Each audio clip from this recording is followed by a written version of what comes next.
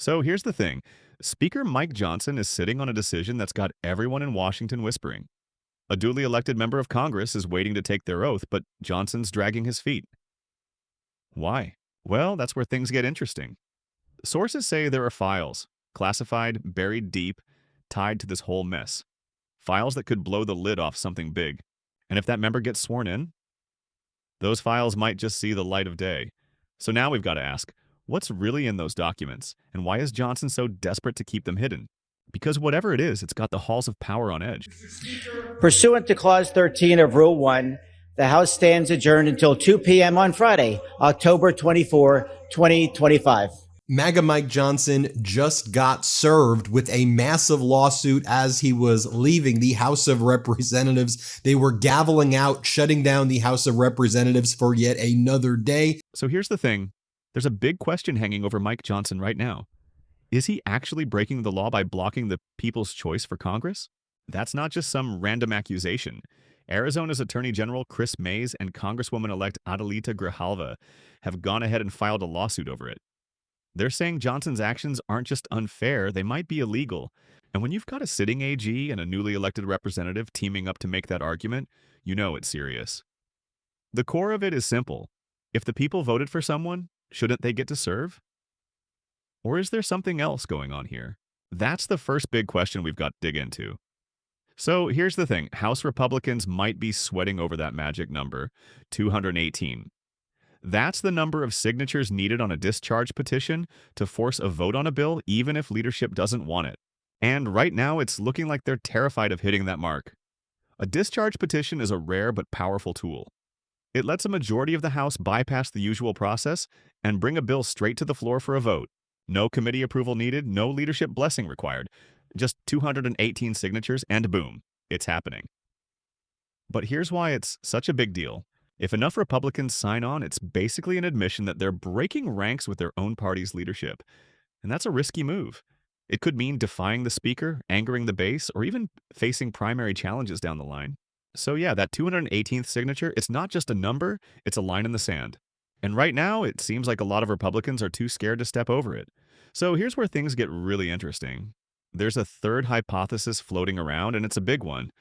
Some folks are saying Johnson might be suppressing a vote that could expose powerful people tied to Jeffrey Epstein. Yeah, that Jeffrey Epstein. The name alone sends chills down your spine, right? Now, we're talking about sensitive files here, the kind that could blow the lid off connections between Epstein and some of the most influential figures out there. If those files ever saw the light of day, it wouldn't just be a scandal, it'd be an earthquake. And if Johnson's involved in keeping that vote from happening, well, that's a whole new level of cover-up. But why would he do it? That's the million-dollar question. Is it protection? Blackmail? Or just plain old self-preservation? Whatever the reason, if this hypothesis holds water, it's not just about politics anymore. It's about power and who gets to keep it. So here's the deal.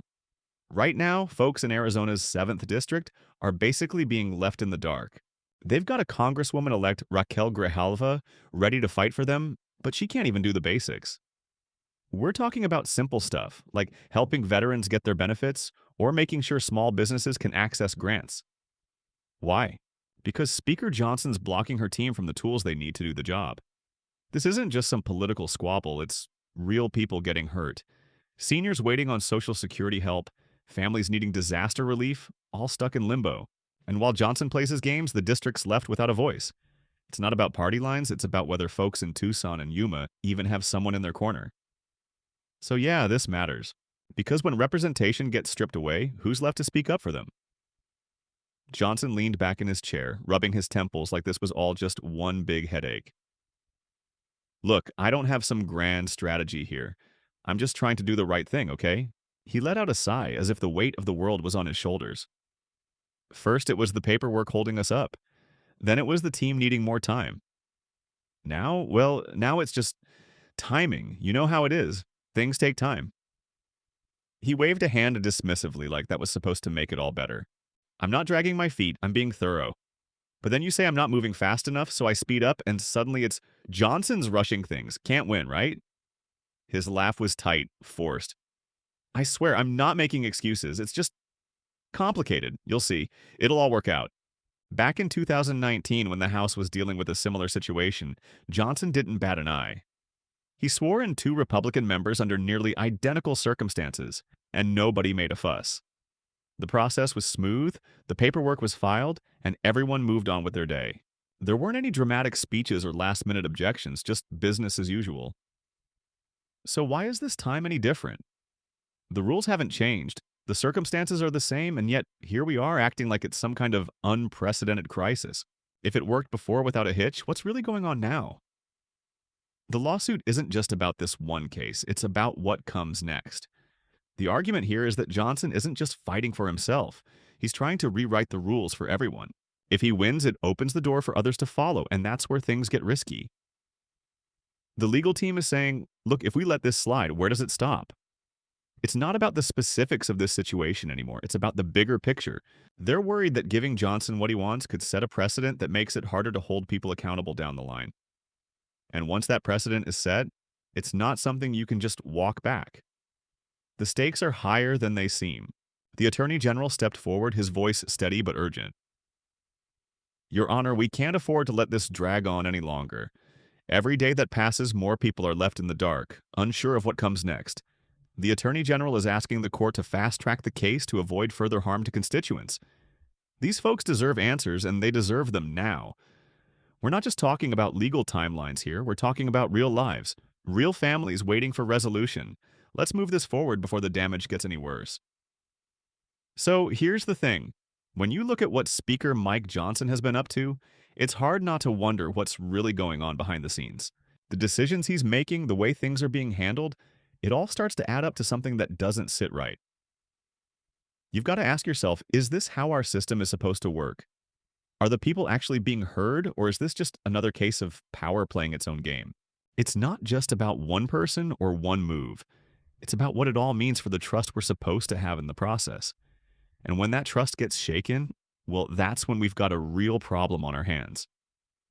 Because at the end of the day, if the people's will isn't being represented, then what are we even doing here? You know, it's easy to feel like politics is something that happens far away, something that doesn't really touch our daily lives. But the truth is, every decision made in those halls of power ripples out to all of us, whether it's the cost of groceries, the quality of our schools, or the air we breathe.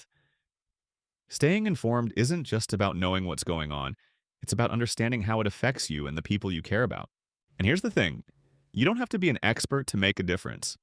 Just paying attention, asking questions, and talking to others about what's happening can spark real change. When we tune in, we hold leaders accountable. When we engage, we shape the future instead of just letting it happen to us. So next time you see a headline or hear about a new policy, don't scroll past it. Dig a little deeper. Share what you learned, because an informed community is a powerful one, and that's how we build a better world, together.